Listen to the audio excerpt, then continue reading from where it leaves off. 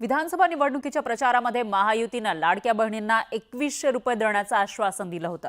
पण महायुतीचं सरकार पुन्हा सत्तेत आल्यानंतर लाडक्या बहिणींना 2100 रुपये देण्याच्या संदर्भात अद्याप कोणताही निर्णय झालेला नाही। त्यामुळे 2100 रुपये कधी मिळणार याकडे लाडक्या बहिणींचं लक्ष लागलेलं आहे। असं असतानाच आता राष्ट्रवादी काँग्रेस पक्षाचे नेते आणि मंत्री नरहरी झिरवळ यांनी एक मोठं विधान केलंय। लाडक्या बहिणींना 2100 रुपये देऊ असं कोणीही म्हटलेलं नाही असं झिरवळ म्हणाले। तर लाडक्या बहिणी या 1500 रुपयांमध्येच खुश असल्याचंही ते म्हणाले। 2100 रुपये कोणी काही असं डिक्लेअर केलेलं नाही, हेही द्यावेत।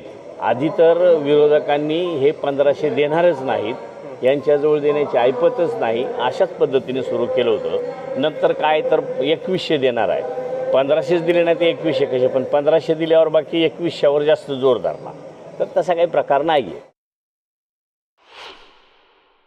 1500 सुद्धा परिपूर्ण आहेत, कारण ज्या पद्धतीनं आता 1500वर महिला खुश आहेत। महिला म्हणजे ज्या वयोवृद्ध काही महिला त्याच्यातून सुटून गेल्या होत्या त्यांनाही त्याचा लाभ मिळाला आहे। अगदी मुलं बाळं किंवा नातवंड काहींना असतील त्यांना 2 रुपये देण्याचा स्वतःचा अधिकार, त्या ठिकाणी स्वतःच्या हक्काचे पैसे द्यायचं त्यांना ती सुविधा निर्माण झाली असं म्हणू।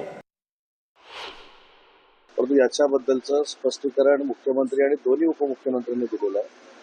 जो ज्याला आपण काय म्हणतो अजेंडा तयार करतो आपण निवडणुकीचा, किंवा आम्ही 5 वर्षामध्ये काय काय करणार आहोत हे सांगतो, ते 5 वर्ष त्याला अवधी असतो।